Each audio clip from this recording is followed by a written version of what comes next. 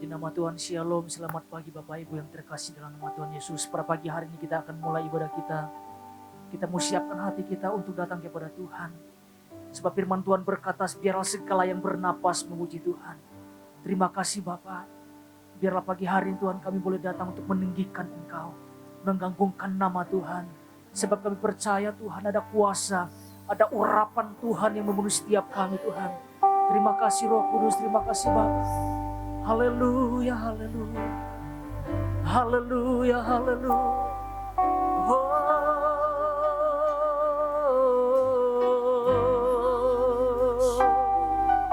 Haleluya, haleluya. Mari datang untuk menyembah Tuhan. Mari angkat suaramu sembah Dia. Haleluya, haleluya. Oh.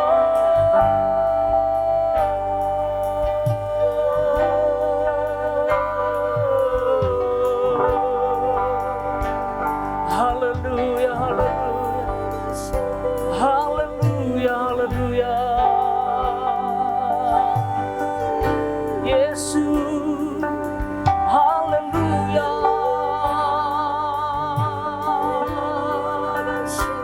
Kiara laba ya laba syada ya laba se. Haleluya, haleluya.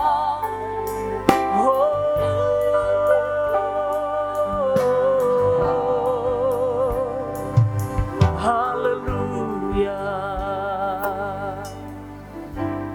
Kami hidup dengan anugerah-Mu Tuhan.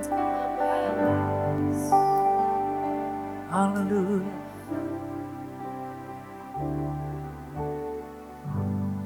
Ku hidup karena anugerah-Mu. Ku hidup karena kasih-Mu. Kaulah sumber kehidupanku.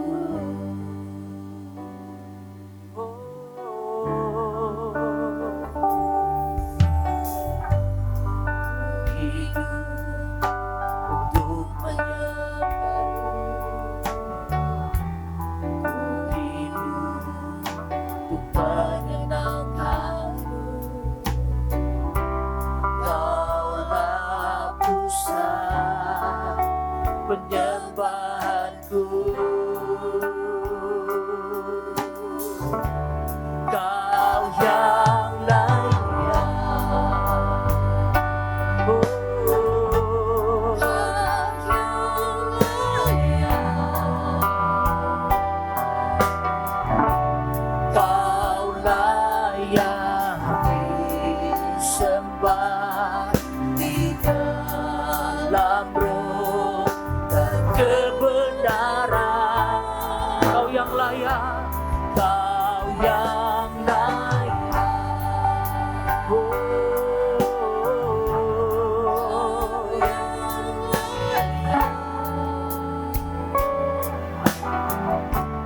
Kau layak disembah, ditinggikan untuk selamanya.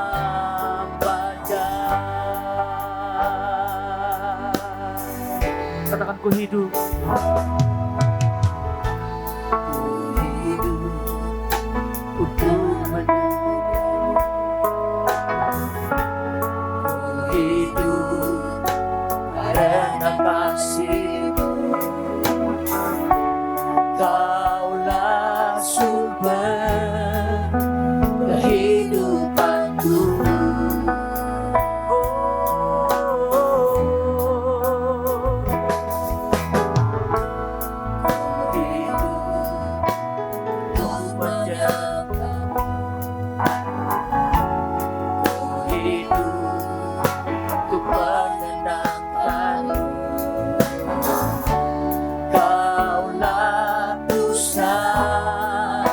Penyembahanku. Mari angkat suaramu katakan, Kau yang layak. Oh, Kau yang layak.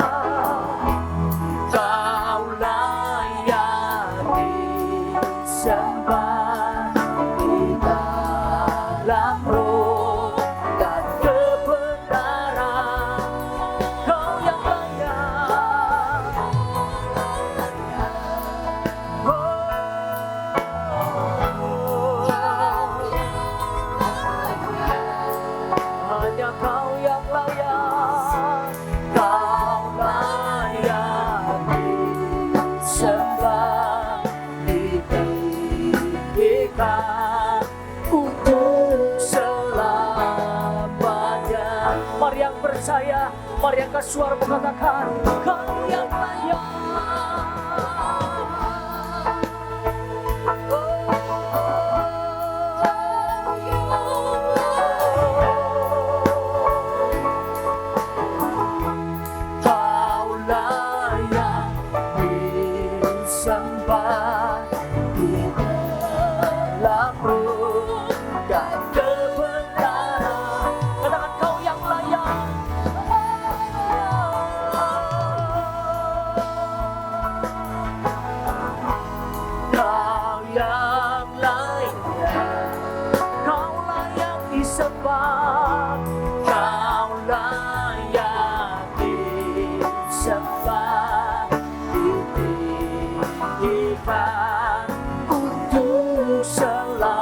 Sekali lagi angkat suara katakan, sebab hanya Yesus yang layak. Kau yang layak.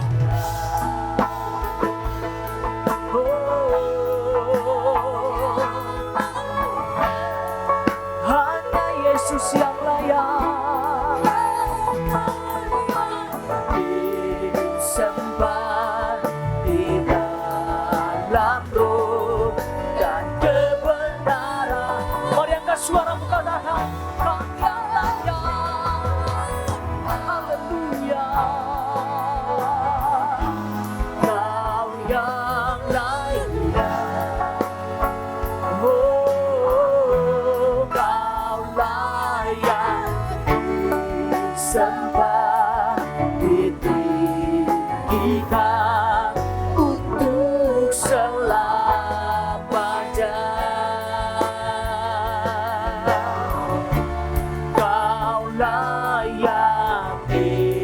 Sembah, ditinggikan untuk selamanya.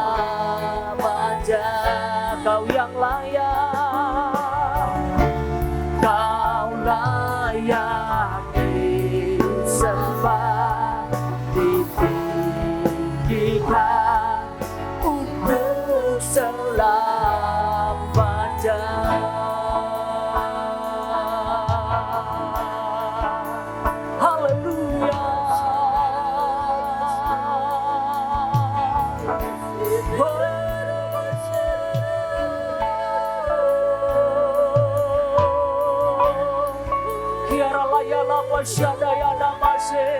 Hanya Kau yang layak.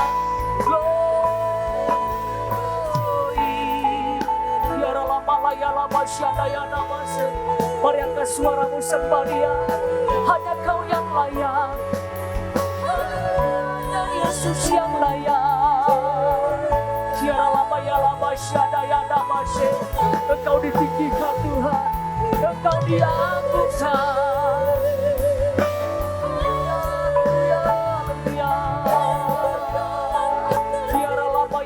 Syadaya namase. Glory. Haleluya, haleluya, haleluya, haleluya.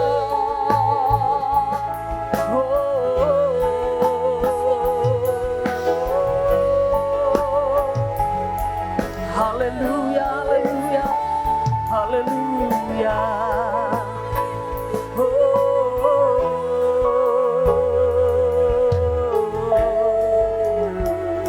Haleluya. Haleluya.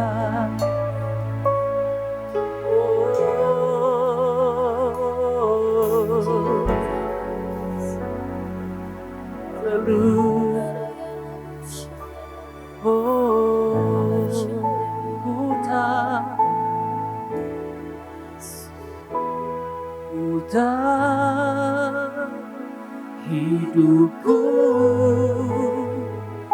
adalah penyembahan. Kau ciptakanku dalam kemuliaan-Mu.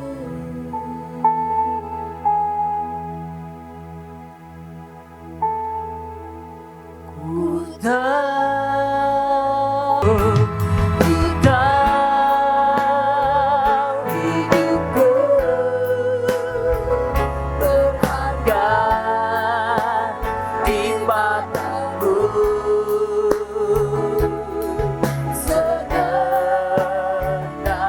hidupku persembahkan. Mari dengan serap hati, haleluya.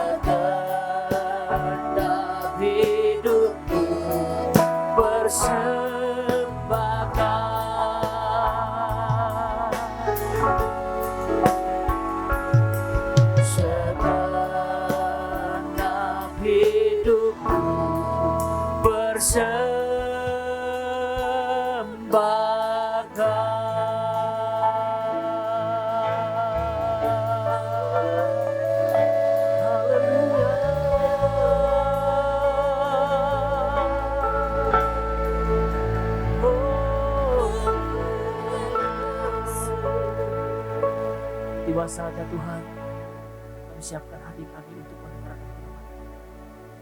Haleluya.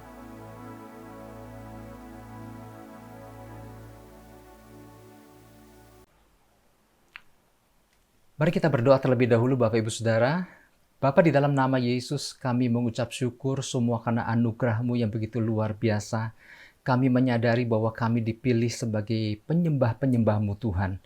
Dan biarlah Tuhan, biarlah bukan sekedar penyembahan yang sekedar keluar dari mulut kami, tapi sungguh hati yang sungguh-sungguh memuliakan Engkau. Bahkan kami mempersembahkan seluruh hidup dan tubuh kami sebagai persembahan yang hidup, kudus, dan berkenan, karena itu dikatakan ibadah yang sejati. Bapa, sebentar kami rindu mendengarkan sebagian daripada firman Tuhan. Apa yang jadi pesan-Mu buat kami di minggu ini? Mari Tuhan berbicara melalui hamba-Mu ini Tuhan. Roh Kudus ajar kami, bantu kami untuk mengerti apa yang kami dengar pada pagi hari ini. Terima kasih Bapa. Di dalam nama Yesus kami siap untuk dengar firman Tuhan. Haleluya. Amin. Shalom Bapak Ibu Saudara, kekasih dalam Yesus Kristus, apa kabarnya? Saya percaya baik dan luar biasa, bukan? Saya percaya kalau hati kita senantiasa berpaut sama Tuhan, maka percayalah segala hal yang dahsyat dan luar biasa akan senantiasa menyertai hidup kita. Amin. Bapak Ibu Saudara, pesan Tuhan bagi kita di minggu ini adalah bernyala-nyala bagi Tuhan dan terangi kota. Tuhan bicara soal kota kali ini. Sebetulnya ini adalah pesan ketika saya datang sama Tuhan, Tuhan menyampaikan pesannya, sebetulnya Tuhan menyampaikan 2 buah pesan. Namun lewat judul yang tadi saya sampaikan, itu adalah gabungan daripada kedua pesan yang Tuhan sampaikan buat kita. Bapak Ibu Saudara, kedua pesan itu adalah gini, bernyala-nyala bagi Tuhan, dan yang kedua, terangi kota.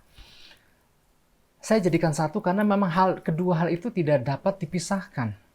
Bagaimana kita bisa menjadi terang bagi kota di mana kita berada, selain kita harus terlebih dahulu bangkit dan menjadi terang atau bernyala-nyala di dalam Tuhan. Bapak Ibu Saudara, sebelumnya mari saya ajak kita buka sama-sama ayat yang melandasi pesan Tuhan bagi kita ini, diambil dari Roma 12 ayat yang ke-11. Saya bacakan buat Bapak Ibu Saudara. Roma 12 ayat 11, demikian firman Tuhan. Janganlah hendaknya kerajinanmu kendor, biarlah rohmu menyala-nyala, dan layanilah Tuhan. Bapak Ibu Saudara, saya ingat sekali sekitar 1 atau 2 tahun yang lalu ketika Tuhan menyampaikan suatu pesan yang diambil dari ayat yang sama. Saya ingat sekali waktu itu Tuhan menyampaikan tentang musim. Musim apakah yang sedang berlangsung pada waktu itu? Nah, Musim yang dimaksud tentunya bukan musim di alam natural seperti yang kita kenal dalam kehidupan keseharian kita. Ada musim hujan, musim panas, musim duren, dan lain. Bukan itu yang dimaksud, tetapi musim di alam spiritual. Dan di situ dikatakan ternyata kondisi musim yang sedang berlangsung pada waktu itu dan terus berlangsung sampai saat ini ternyata adalah musim dingin. Suatu kedinginan yang sedang melanda umat manusia termasuk umat Tuhan. Kalau meminjam istilah ekonom, ada istilah dingin ekonomi. Artinya keadaan Asia dan seluruh dunia sedang mengalami kedinginan rohani, kedinginan ekonomi. Hal yang sama di alam spiritual pun sedang terjadi yang namanya dingin rohani, di mana ada kegelapan dan kedinginan yang sedang melanda. Bapak Ibu Saudara kekasih, kembali kepada Roma 12 ayat yang 11. Di dalam memberikan nasihatnya kepada jemaat Tuhan di Roma, bagaimana hidup bersama dalam kasih, Rasul Paulus, kalau kita perhatikan di dalam satu perikop di dalam Roma 12 tadi, kalau kita perhatikan Rasul Paulus mengucapkan ada beberapa kata janganlah. Kata janganlah yang dimaksud di dalam bahasa Yunani adalah mai, yang artinya sebuah larangan atau peringatan yang tegas. Ya artinya sekali-sekali jangan lakukan itu. Karena gini, ada sesuatu yang bahaya kalau hal itu diteruskan. Contohnya begini, ketika kita melihat ada seorang anak yang sedang bermain dengan benda tajam, maka kita sebagai orang dewasa tentu akan segera mendatangi anak itu dan menghentikan apa yang dia sedang lakukan. Tujuannya untuk apa? Tujuan jelas, supaya anak itu berhenti dari apa yang dia lakukan, karena yang dia lakukan bisa membahayakan dirinya. Nah, Bapak Ibu Saudara, kalimat janganlah hendaknya kerajinanmu kendor di atas, yang tadi kita dengar, merupakan sebuah larangan atau peringatan yang tegas bagi umat Tuhan, supaya kerajinan, ketekunan, dan kesungguhan hati orang percaya tidak menjadi mundur atau kendor. Karena gini, ketika kerajinan, ketekunan, dan kesungguhan hati orang percaya menjadi mundur dan kendor, maka akan ada sesuatu yang bisa membahayakan dirinya. Itu yang pertama, janganlah hendaknya kerajinanmu kendor. Nah, kata biarlah rohmu bernyala-nyala di dalam Tuhan. Nah, kata roh yang menyala-nyala berbicara tentang semangat yang berkobar-kobar bagaikan air yang mendidih. Artinya Tuhan mau setiap kita orang-orang percaya bersemangat dan bergairah untuk melayani Tuhan karena sadar bahwa kita punya tujuan Tuhan dalam kehidupan kita. Mengapa digambarkan berkobar-kobar seperti air mendidih? Bapak Ibu Saudara, tujuannya adalah supaya Tuhan mau kita menjadi alat pemicu panas bagi orang-orang di sekeliling kita. Bukankah kita tahu sifat air panas adalah ingin selalu menyalurkan panasnya kepada benda-benda yang ada di sekelilingnya, yang lebih dingin temperaturnya daripada air yang mendidih tersebut. Nah, Bapak Ibu Saudara, bukan tanpa alasan kalau Rasul Paulus memberikan nasihatnya tersebut, mengingat dunia dan sifat-sifatnya selalu ingin menularkan hal yang buruk kepada seluruh umat manusia termasuk orang percaya. Demikian pula halnya saat ini di mana wabah virus sedang melanda dunia. Kita ini sedang berada di tengah-tengah kondisi dunia yang dingin dan gelap, yang mencoba untuk mempengaruhi umat manusia, termasuk mempengaruhi gereja Tuhan. Ingat, hari-hari ini ada begitu banyak hal yang dapat membuat orang percaya menjadi dingin sekaligus menjadi terdiam di dunia ini. Bahkan gak sedikit banyak orang-orang percaya yang diliputi oleh ketakutan dan kecemasan tentang apa yang sedang terjadi. Sehingga hal ini dapat menyurutkan semangat banyak orang untuk melakukan sesuatu bagi Tuhan. Nah, inilah yang menjadi pesan Tuhan buat kita di minggu ini, Bapak Ibu. Tuhan menyatakan bahwa tetap lakukan fungsi kita sebagai penerang bagi kota dan pemberi rasa hangat bagi sesama. Jangan tanggalkan atau gantungkan jubah, tugas dan fungsi kita sebagai orang percaya, tanda sedang beristirahat, terlepas apakah kita seorang pelayan Tuhan di gereja ataupun seorang jemaat biasa. Tuhan bilang jangan gantungkan jubah, tugas dan fungsi kita. Di tengah kondisi yang sedang terjadi hari-hari ini, tidak sedikit orang ya, yang aktivitasnya menjadi terbatas, tetapi jangan kita juga ikut meliburkan diri, meliburkan fungsi kita dalam tugasnya sebagai orang percaya. Nah, itulah pesan yang pertama. Pesan yang kedua adalah begini, Tuhan memperlihatkan sebuah kota, yaitu kota di mana kita berada, di mana kota itu sedang ada di dalam kekelaman. Tetapi Bapak Ibu Saudara, kota itu tidak sepenuhnya gelap, karena gini, karena masih ada titik-titik terang di dalamnya. Tetapi sedikit titik-titik terang itu tidak cukup terang untuk menerangi kota itu. Maka apa yang harus dilakukan? Maka tidak ada jalan lain kecuali umat Tuhan bangkit bersatu hati bersama seluruh anggota keluarga di setiap rumah-rumah tangga. Dan kemudian kita bersatu hati Bapak Ibu Saudara mengambil otoritas atas kota kita, mengambil otoritas atas komunitas di mana kita berada. Kemudian kita mengagungkan nama Tuhan sambil melepaskan berkat Tuhan atas kota dan gunakan kuasa dan otoritas untuk mematahkan, untuk mengadakan peperangan rohani, untuk mematahkan segala kuasa kegelapan dan roh-roh ketakutan. Lakukan itu dengan kuasa dan otoritas dari Tuhan yang Tuhan sudah berikan sama kita dengan roh yang bernyala-nyala di dalam Tuhan.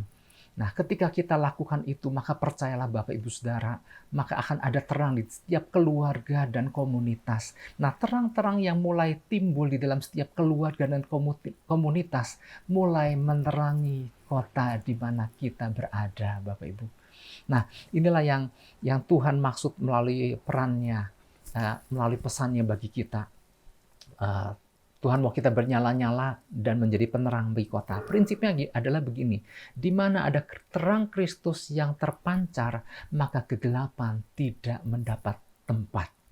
Bapak Ibu Saudara, Tuhan ingin setiap kita orang percaya bukan hanya sekedar dapat bertahan di tengah situasi yang terjadi hari-hari ini. Tapi Tuhan mau kita mau bangkit dan aktif, berperan aktif sebagai katalisator. Apa yang dimaksud dengan katalisator? Tuhan mau kita menjadi pemicu panas, alat penghantar panas yang baik buat orang-orang yang ada di sekeliling kita untuk menjadi turut bernyala-nyala bagi Tuhan. Nah, hanya ada dua pilihan. Apakah kita akan membiarkan dingin mempengaruhi kita? Apa kita mempengaruhi dingin dengan panas yang ada pada kita? Tuhan mau kita menjadi orang-orang yang bernyala-nyala sehingga kita dapat mempengaruhi keadaan yang terjadi dengan panas yang ada pada kita. Nah, memang Bapak Ibu Saudara ada beberapa penyebab mengapa orang percaya bisa menjadi dingin rohnya. Yang pertama adalah ketika orang percaya kehilangan fokus.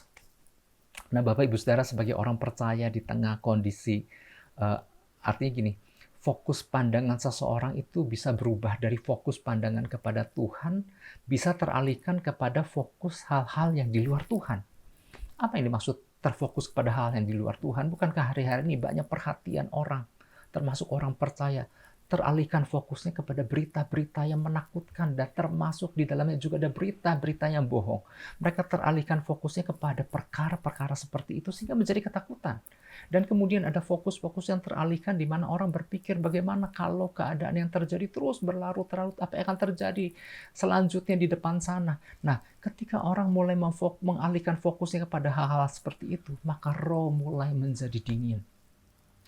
Jadi penyebab roh menjadi dingin adalah ketika apa? Orang kehilangan fokus. Yang kedua, roh bisa menjadi dingin ketika orang kehilangan prioritas. Bapak Ibu Saudara, sebagai orang percaya di tengah kondisi apapun, kita harus selalu memiliki skala prioritas. Apa yang dimaksud skala prioritas? Skala prioritas adalah aktivitas berdasarkan tingkat kepentingan. Oke, berbicara skala prioritas itu dimulai dari yang sangat penting, kurang penting, sedikit penting, dan nggak penting sama sekali. Nah, kita harus bisa memahami mana yang terpenting dan mana yang paling nggak penting. Kalau Bapak Ibu Saudara ditanya, apa yang paling penting dalam kehidupan Anda? Mungkin Anda akan menjawab, kalau Anda menjawab Tuhan yang paling penting, maka Tuhan harus menjadi prioritas utama dalam kehidupan Anda. Firman Tuhan berkata, carilah terlebih dahulu kerajaan Allah dan kebenarannya, maka semuanya akan ditambahkan kepadamu. Biarlah kita jangan kehilangan prioritas. Orang yang kehilangan prioritas, maka rohnya mulai menjadi dingin. Itu yang kedua. Apa yang membuat roh menjadi dingin? Yang ketiga adalah ketika seseorang kehilangan gairah. Kehilangan gairah itu, apa yang membuat seorang kehilangan gairah? Kehilangan gairah dapat terjadi ketika seorang kehilangan tujuan Tuhan di dalam hidupnya. Ketika orang kehilangan visi Tuhan dalam hidupnya. Oleh sebab itu apa yang harus dilakukan? Nggak ada cara lain selain tangkap kembali visi Tuhan dalam kehidupan kita. Maka waktu kita tangkap visi Tuhan dalam kehidupan kita, maka kita kembali ke dalam arena pertandingan dan kemudian kita bisa menyelesaikan pertandingan dengan baik sampai ke garis akhir. Itu yang ketiga, jangan kehilangan gairah. Yang keempat, jangan kehilangan disiplin. Orang yang kehilangan disiplin, rohnya mulai menjadi dingin. Bapak Ibu Saudara kekasih dalam Yesus, doa, pujian, penyembahan, membaca Alkitab secara teratur, bersekutu, bersaksi, komitmen melawan dosa, dan lain-lain, itu merupakan sebuah kedisiplinan dasar yang harusnya sudah menjadi gaya hidup bagi setiap kita orang percaya. Namun ternyata orang percaya dapat menjadi dingin rohaninya ketika mulai kehilangan kedisiplinan akan hal-hal yang dasar itu. Bahkan hal-hal yang dasar tadi sudah menjadi sebuah keterpaksaan. Nah, ini yang bisa menjadi roh seseorang menjadi dingin. Oleh sebab itu, mari Bapak Ibu Saudara, kita akan belajar minimal 2 hal. Hal apa yang perlu kita perhatikan agar kita bisa terus bernyala-nyala bagi Tuhan dan menjadi penerang bagi kota. Yang pertama adalah begini, menjaga kobaran api agar tetap menyala. Diambil di Roma 12 ayat 11. Janganlah hendaknya kerajinanmu kendor, biarlah rohmu menyala-nyala dan layanilah Tuhan. Apabila kita ingin roh kita berkobar-kobar di dalam Tuhan, maka nggak ada cara lain selain kita datang kepada sang sumber kobaran, yaitu Yesus. Ketika kita ingin terang Tuhan memancar melalui kehidupan kita, maka nggak ada cara lain selain kita datang mendekat kepada sang sumber terang, yaitu Yesus Kristus. Tapi ingat, bukan semata-mata tubuh kita yang datang mendekat kepada Tuhan, tetapi biarlah hati kita yang memang punya kerinduan sama Tuhan, yang memang sungguh-sungguh datang mendekat sama Tuhan. Bapak Ibu Saudara, kalau kita kembali kepada zaman perjanjian lama, salah satu tugas penting yang dilakukan oleh imam-imam di perjanjian lama adalah mereka adalah menjaga supaya api di atas mezbah harus tetap menyala. Apa yang mereka lakukan? Maka mereka tiap pagi para imam itu harus membawa kayu dan menaruhnya di atas mezbah. Kemudian dia harus mengatur korban bakaran di atasnya, lalu kemudian membakar segala lemak korban keselamatan dari sana. Kedengarannya seperti tugas yang sangat mudah untuk dilakukan. Kedengarannya sangat sederhana, tetapi ternyata nggak mudah. Karena apa? Karena para imam itu harus melakukannya berpuluh-puluh tahun. Setiap hari, 1 hari 24 jam untuk terus menjaga api di mezbah terus menyala. Yang dibutuhkan adalah kesetiaan, ketekunan, komitmen, dan persistensi di dalam untuk bisa melakukan semuanya itu. Mereka harus konsisten di dalam menaruh kayu dan korban ke atas mezbah setiap hari. Nah, Bapak Ibu Saudara, di dalam perjanjian baru ternyata kita adalah imam-imam itu. Ingat di dalam 1 Petrus 2 ayat 9. Kamulah bangsa terpilih, imam materajani. Nah, kita adalah orang yang sudah ditebus lewat kematian Yesus di kayu salib. Ternyata kita adalah imam-imam perjanjian baru. Nah, apa tugas daripada imam? Sama. Tugas imam adalah dia harus dia harus menjaga supaya api di atas mezbah terus menyala. Dengan cara apa? Dia harus bertekun menaruh dalam tanda kutip kayu-kayu di atas mezbah dan korban di atasnya senantiasa setiap hari. Tetapi di mana api itu? Kalau yang dimaksud adalah makna rohani, Bapak Ibu Saudara, ternyata di dalam salah satu versi bahasa Inggris tentang biarlah rohmu bernyala-nyala dan layanilah Tuhan, ternyata di dalam bahasa Inggrisnya adalah berbunyi gini, never let the fire in your heart goes out. Keep it alive and serve the Lord. Jangan biarkan api yang ada di dalam hatimu padam, tetapi biarlah itu bernyala dan layanilah Tuhan. Artinya api itu ada di dalam hati kita. Nah, Bapak Ibu Saudara, apa yang harus dilakukan? Maka kita harus senantiasa menaruh kayu demi kayu dan korban demi korban di atasnya senantiasa supaya api di mezbah itu tetap bernyala. Apa yang dimaksud dengan hal ini? Hal ini maksudnya adalah gini. Ini berbicara tentang hubungan kita dengan Tuhan yang harus terus-menerus dilakukan lewat persekutuan intim dengan Tuhan. Ingat bahwa kekristenan bukan soal datang ke gereja, dengar khotbah, kasih persembahan, dan kemudian beraktivitas.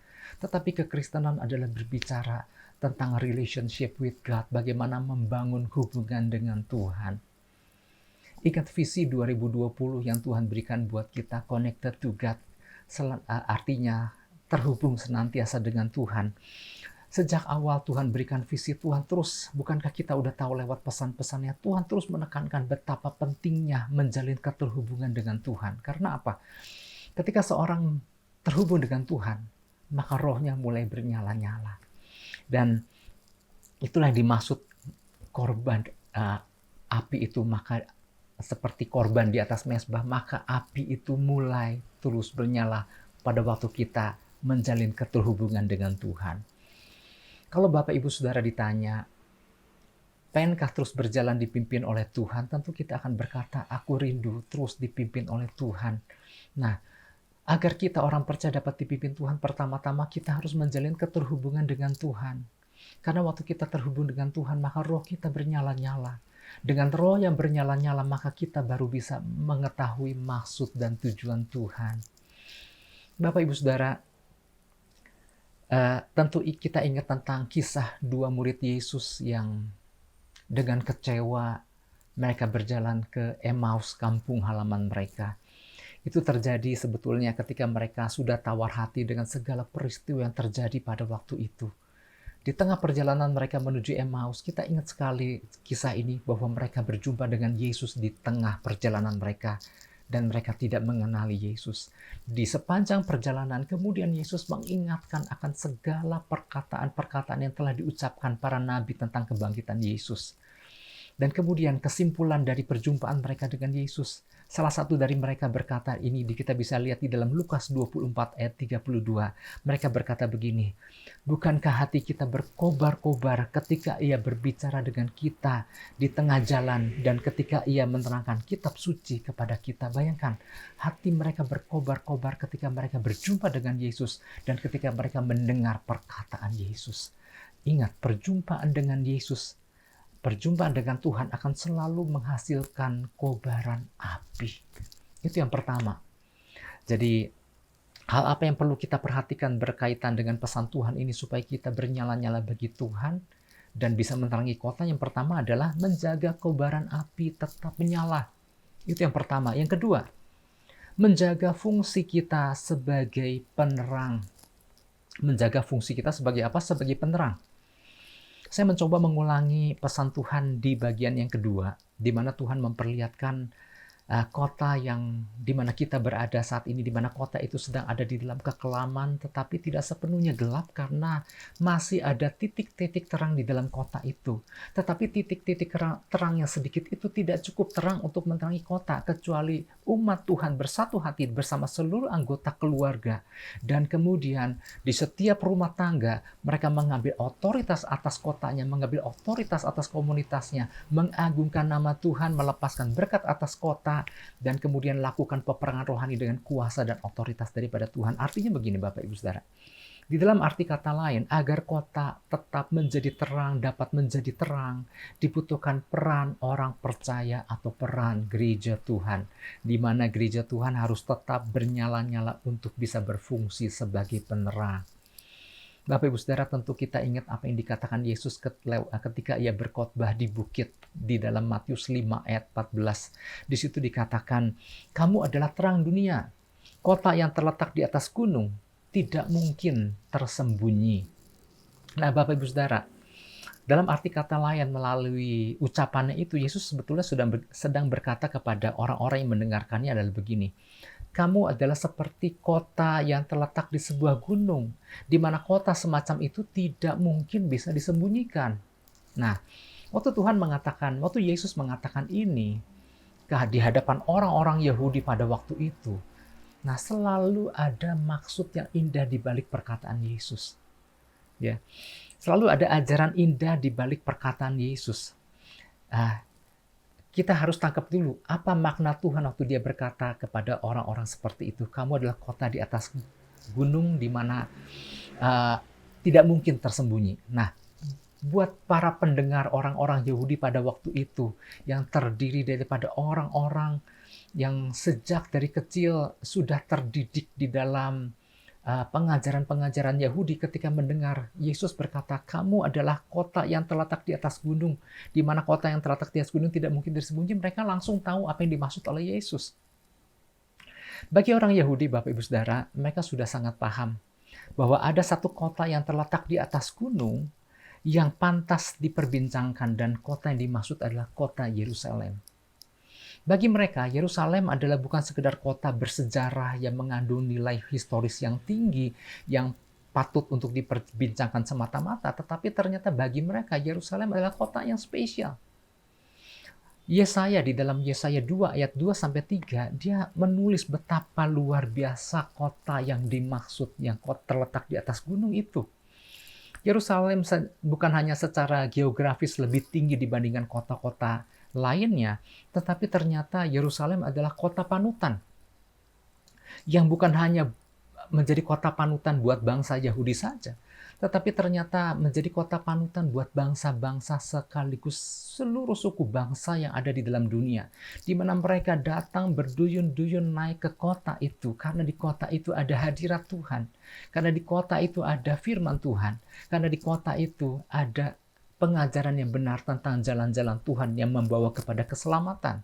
Nah, saya mau ajak Bapak Ibu Saudara untuk mendengar apa yang ditulis Yesaya di dalam Yesaya pasal 2 ayat 2 sampai 3, dan sekaligus saya mau bacakan buat Bapak Ibu Saudara Yesaya pasal 60 ayat 1 sampai 3, sehingga kita lebih paham apa yang dimaksud Yesaya tentang kota itu.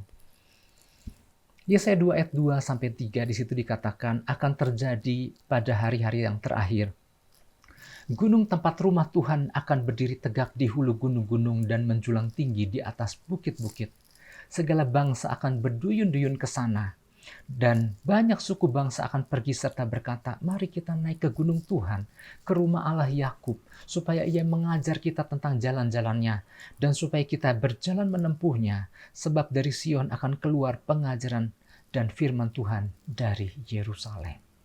Saya mau bacakan Yesaya 60 ayat 1 sampai 3. Bangkitlah, menjadi teranglah, sebab terangmu datang dan kemuliaan Tuhan terbit atasmu. Sebab sesungguhnya kegelapan menutupi bumi dan kekelaman menutupi bangsa-bangsa.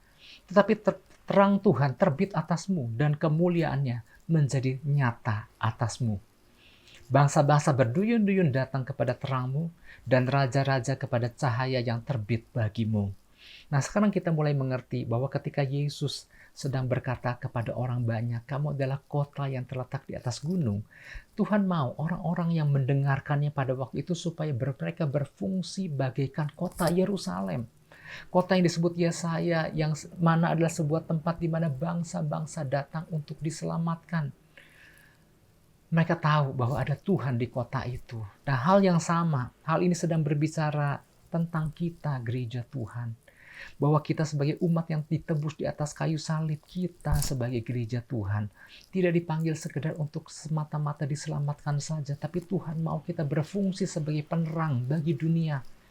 Bapak Ibu Saudara, seperti layaknya kota Yerusalem, Tuhan mau kita berfungsi sebagai kota Yerusalem karena Tuhan tahu sebagaimana kota Yerusalem ada hadirat Tuhan. Tuhan mau di dalam setiap kita ada hadirat Tuhan, ada firman Tuhan, ada pengajaran yang benar tentang jalan-jalan yang Tuhan, tentang keselamatan. Nah, Tuhan mau kita berfungsi sebagaikan kota Yerusalem. Nah, Bapak Ibu Saudara, ketika kita berfungsi bagaikan kota yang dimaksud Tuhan, maka sebetulnya dari dalam kehidupan kita terpancar terang Tuhan yang begitu luar biasa. Nah, oleh sebab itu mari jemaat Tuhan, tangkap dan hidupi pesan Tuhan bagi kita ini, bahwa kita dipanggil untuk menjadi terang, jangan tutupi terang itu. Firman Tuhan di dalam Matius 5 ayat 15 dikatakan, orang tidak menyalakan pelita dan meletakkannya di bawah gantang, tetapi meletakkannya di atas kaki dian, sehingga menerangi seluruh orang yang ada dalam rumah itu. Bapak Ibu Saudara, sesungguhnya terang Tuhan itu sudah ada pada kita, amin. Karena ada Kristus di dalam setiap kita. Tuhan juga nggak mengatakan kepada kita, jadilah terang. Tapi Tuhan berkata, kamu adalah terang. Bahkan Tuhan berkata bahwa kamu adalah terang dunia. Nah, Tuhan mau bersinarlah. Jangan tutupi terang itu dengan gantang. Bapak Ibu Saudara, apa yang dimaksud dengan gantang? Gantang adalah sebetulnya keranjang yang bagi orang Israel adalah tempat menyimpan biji-bijian. Tuhan menjelaskan bagaimana cahaya dapat terpancar kalau cahayanya diletakkan di bawah gantang. Dalam arti kata lain, bagaimana terang kita dapat terpancar kalau terang itu kita nggak kobarkan dan membiarkan terang itu tertutupi. Oleh sebab itu, mari Bapak Ibu Saudara, kita tangkap pesan ini baik-baik, bangkit dan bernyala-nyala senantiasa di dalam Tuhan. Karena hasil waktu kita terhubung dengan Tuhan, maka ada kobaran. Kobaran itu akan membuat kita dapat mengatakan panas kepada sesama dan juga sekaligus dapat menjadi terang bagi kota. Oleh sebab itu, mari datang dan mendekat kepada Sang Sumber terang itu senantiasa, yaitu Yesus Kristus.